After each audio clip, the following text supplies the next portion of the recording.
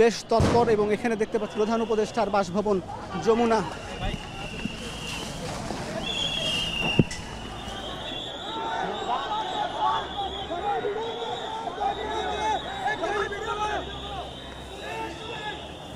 প্রধান উপদেষ্টার বাসভবন অভিমুখে যখন এই প্রকৌশল বিশ্ববিদ্যালয়ের শিক্ষার্থীরা যখন রওনা হয়েছে শাহবাগ থেকে, শাহবাগে সেই বেলা 11টা থেকে দুপুর 1:30টা পর্যন্ত তারা সেখানে অবস্থান করেন এবং 1:30টার পরে যখন এই প্রধান উপদেষ্টার বাসভবনের দিকে রওনা যখন হন এবং ইন্টারকন্টিনেন্টালের সামনে এসেই শিক্ষার্থীরা যখন অবস্থান নেন, তারপরে আমরা দেখেছি যে এই যে প্রধান উপদেষ্টার বাসভবনের সামনে থেকে যে পুলিশের বড় একটা অংশ এই বিক্ষোভকারীদের ওপর টিয়ার শেল নিক্ষেপ করে এবং এই মুহূর্তে জলকামান নিক্ষেপ করা হচ্ছে। এখানে দেখতে পাচ্ছেন এখানে কিছুক্ষণ আগে শিক্ষার্থীরা অবস্থান করছিলেন এবং তারা তাদের দাবি দাওয়া পেশ করছিলেন। বেশ কয়েকদিন ধরে তারা তাদের নিজ নিজ ক্যাম্পাসে এই দাবি তুলে ধরছিলেন। গতকালকেও 5 ঘন্টা শাহবাগে অবরোধ করে রেখেছিলেন। ঠিক আজকেও সেই পূর্ব ঘোষিত কর্মসূচি অনুযায়ী সারা দেশের প্রকৌশল বিশ্ববিদ্যালয়ের শিক্ষার্থীরা এই শাহবাগে এসে জড়ো হন এবং তারা কয়েক ঘন্টা অবস্থান করার পরে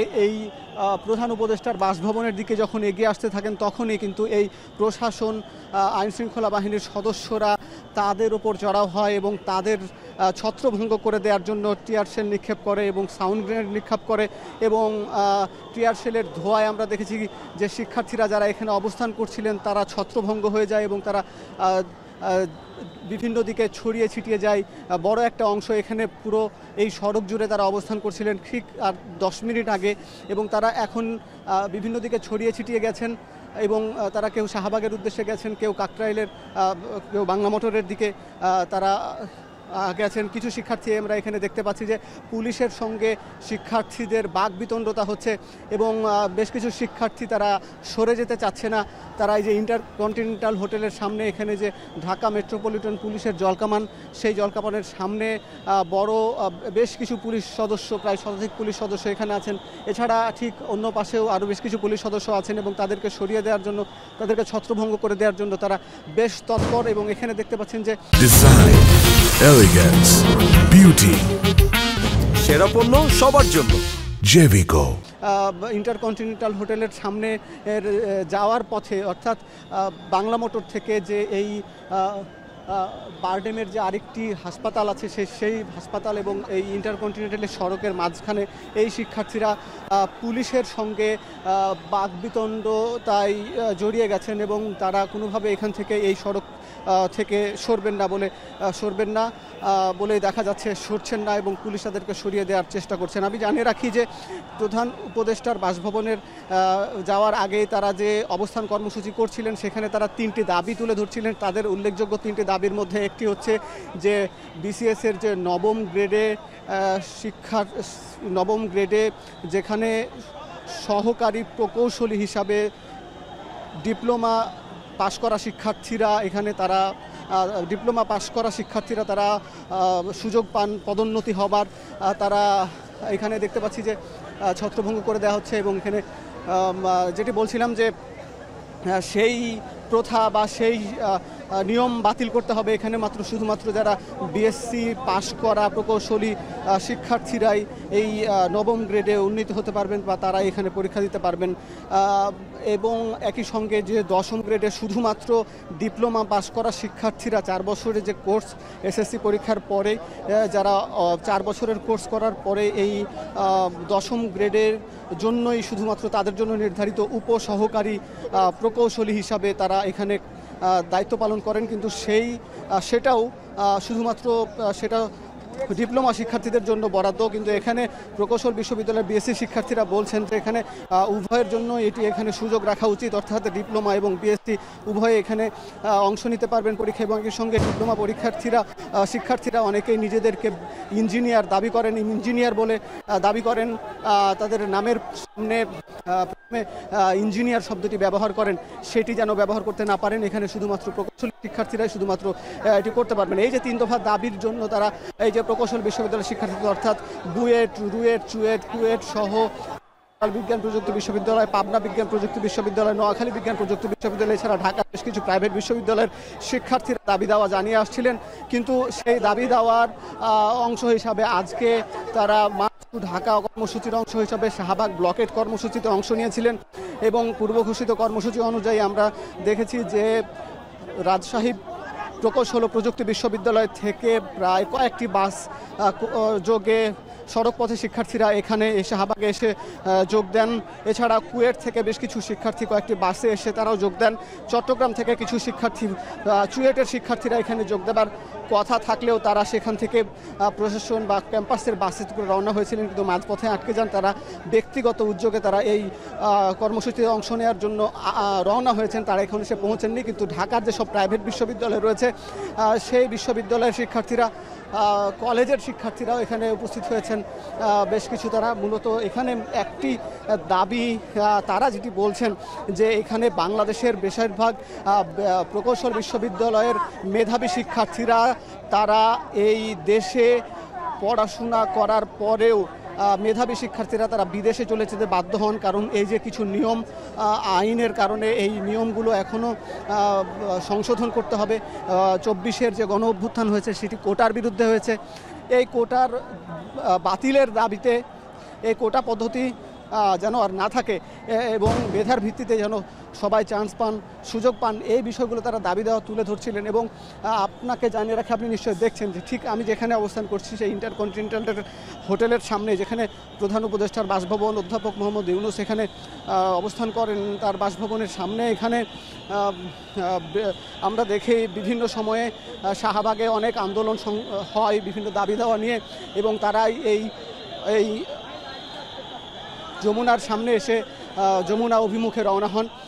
এবং আমরা দেখেছিলাম যে আজকে যখন এরা রওনা হয়েছিলেন তখনই পুলিশ তাদের উপর চড়া হয়েছে, কিছুক্ষণ বাকবিতণ্ডতা হয়েছে এখানে দেখছি, এবং তারপর পুলিশ তাদেরকে লাঠিপেটা করতে চাচ্ছে এবং দেখছি যে তাদেরকে সরিয়ে দেওয়ার জন্য একটু অ্যাকশন মোডে আছে পুলিশ। এবং পিছনে পুলিশের জল কামান, ঢাকা মেট্রোপলিটন পুলিশের বেশ কিছু সদস্য, প্রায় এখানে শতাধিক সদস্য এখানে কঠোর অবস্থানে রয়েছেন, যেন এই আর একটু অংশ সামনে গেলেই প্রধান উপদেষ্টার বাসভবন যমুনা।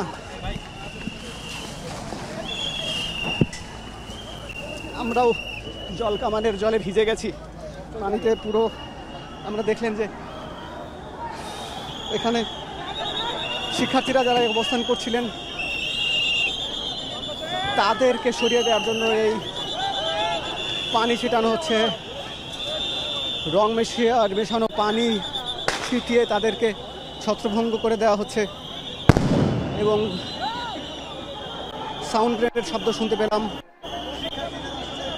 টিয়ার গ্যাস ছোড়া হচ্ছে এবং শিক্ষার্থী যারা অবস্থান করছিলেন তাদেরকে ছত্রভঙ্গ করে দেওয়া হচ্ছে। এবং কিছুক্ষণ আগেও টিয়ার সেল নিক্ষেপ হয়েছিল, ঠিক 10 মিনিট আগেও এখানে টিয়ার সেল নিক্ষেপ হয়েছে, জলকামান নিক্ষেপ হয়েছে।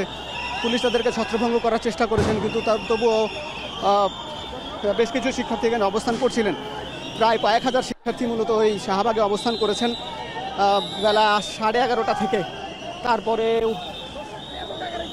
শাহবাগ থেকে এই যখন ইন্টারকন্টিনেন্টালের সামনে এসে আসেন যমুনা অভিমুখের সামনে, তখনই পুলিশ চড়াও হয়েছে, তাদেরকে কোনোভাবে প্রধান উপদেষ্টার বাসভবনের সামনের দিকে যেতে দেওয়া হচ্ছে না। এবং যেটি বলছিলাম যে গণ অভ্যুত্থানের 1 বছরের বিভিন্ন সময় বিভিন্ন দাবিতে শিক্ষার্থী এবং সাধারণ মানুষ, বিভিন্ন পেশাজীবী সংগঠন তারা দাবি দেওয়া তুলে ধরেছেন, আন্দোলন করেছেন, নানান দাবি দেওয়া তুলে ধরতে গিয়ে রাজপথ দখল করেছেন। রাজপথ ঘন্টার পর ঘন্টা যখন অবরোধ থেকেছে তখন জনমানুষের ভোগান্তি হয়েছে নিশ্চয়ই। শাহবাগে বেশিরভাগ কর্মসূচি শাহবাগেই হয়। আমরা দেখি যে যখন শাহবাগ অবরোধ করে রাখা হয়, শাহবাগের চারপাশে যেসব যানবাহন বন্ধ হয়ে যায়, এবং যানবাহন বন্ধ হয়ে যাওয়ার কারণে এই অঞ্চলে এখানে শিক্ষার্থীরা উল্লাস করছেন, যেখানে যে মেশিন দিয়ে জলকামান ছোড়া হচ্ছিল তার মেশিনের একটা অংশ থেকে পানি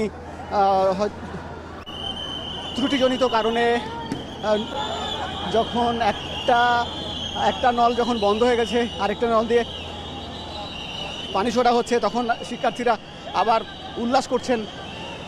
এবং চারপাশে যেসব শিক্ষার্থীরা রয়েছেন সেই শিক্ষার্থীদের কোনোভাবে কাউকে এখানে এই সড়কে রাখতে এই সড়কে কোনোভাবেই তাদেরকে অবস্থান করতে দেয়া হচ্ছে না, তাদেরকে সরিয়ে দেওয়া হচ্ছে। যেটি বলছিলাম যে প্রধান উপদেষ্টার বাসভবন বা শাহবাগ এই অঞ্চলটি বেশ গুরুত্বপূর্ণ বাণিজ্যিক এলাকা, অনেক প্রতিষ্ঠান রয়েছে, অনেক শিক্ষা প্রতিষ্ঠান রয়েছে, এখানে মেডিকেল রয়েছে, বঙ্গবন্ধু শেখ মুজিবুর বিশ্ববিদ্যালয়, বারডেম সহ ইন্টারকন্টিনেন্টাল হোটেল, এই বেশ গুরুত্বপূর্ণ এলাকা। এখানে যে কয়েকটি হাসপাতাল রয়েছেন, প্রতিদিন হাজার হাজার মানুষ এখানে চিকিৎসা নিতে আসেন। আর যখন এই শাহবাগ বন্ধ থাকে তখনই কিন্তু এই শাহবাগের এই পথ দিয়ে যখন কেউ আসতে না পারেন রোগীরা, তখন বেশ ভোগান্তি পোহাতে হয়। আজকেও আমরা দেখেছি যখন এই আন্দোলন কর্মসূচি করছিলেন তখনও বেশ কিছু অসুস্থ রোগীকে নিয়ে যেতে, হাসপাতালে নিয়ে যাওয়া আসা করতে অসুবিধা, ভোগান্তি পোহাতে হয়েছে। এরকম কিন্তু ভোগান্তি নিয়মিত ঘটনা। তবে আজকে যে বুয়েটের শিক্ষার্থী এবং প্রকৌশল বিশ্ববিদ্যালয়ের শিক্ষার্থীরা যে আন্দোলন করছেন, এই আন্দোলনটি আজকের কিন্তু এর আগেও গতকালকে তারা প্রায় 5 ঘন্টা এই শাহবাগে অবস্থান করেছেন।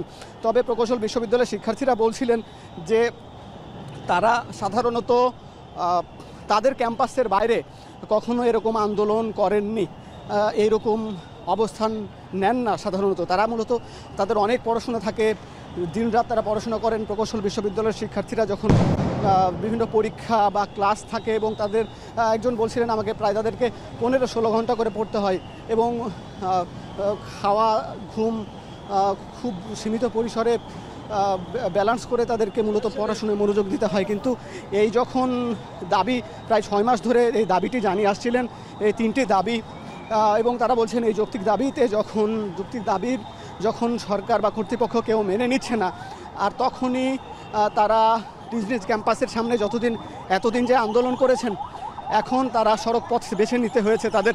এবং এর আগেও আমরা দেখেছি মূলত এই সড়ক অবরোধের আন্দোলনটা কিন্তু প্রায় বেশ কয়েকদিন ধরে হচ্ছে। বিশেষ করে 1 সপ্তাহ ধরে এই আন্দোলনটা তারা চালিয়ে যাচ্ছেন। প্রায় 1 সপ্তাহ ধরে তাদের এই আন্দোলন। এছাড়া বুয়েটের শিক্ষার্থীদের কথা বলছিলাম, এছাড়া চুয়েটের শিক্ষার্থীরাও তারা নিজ নিজ ক্যাম্পাসের সামনে নিজ নিজ অঞ্চলে আন্দোলন করেছেন। কিন্তু আজকে তারা মূলত ঢাকা অভিমুখে রওনা হয়েছেন। দর্শক, এখানেও যে ইন্টারকন্টিনেন্টাল মোড় থেকে এই যে সাকুরা বার রেস্তোরাঁর যে সামনে, এখানেও কিন্তু টিয়ার শেল নিক্ষেপ হয়েছে। বেশ ধোঁয়ায় চোখ মুখ বন্ধ হয়ে যাচ্ছে, আমিও কথা বলতে অসুবিধা হচ্ছে। এখানে যারা গণমাধ্যম কর্মী আছেন সবার একই অবস্থা, এছাড়া যারা যাত্রী আছেন তারাও এইরকম ভোগান্তির মধ্যে পড়েছেন। ঠিক একই রকম এই টিয়ারশেলের ধোঁয়া যাত্রীদের চোখে মুখেও লাগছে, কারণ এখানে বেশ দেখছেন যে এখানে যাত্রী চলাচল করছে, বাস চলাচল করছে, public bus, CNG, autorickshaw, motor সাইকেলে খোলা, বাসে খোলা পথে যেভাবে সাধারণত মানুষ চলাচল করেন ঠিক একইভাবে যখন চলাচল করছেন। ঠিক এখন কিছুক্ষণ আগে যে এই শাহবাগের এই অভিমুখের এই পথে গুরুত্বপূর্ণ একটি সড়ক, এই সড়কের ওখানে টিয়ারশেল নিক্ষেপ করা হয়েছে এবং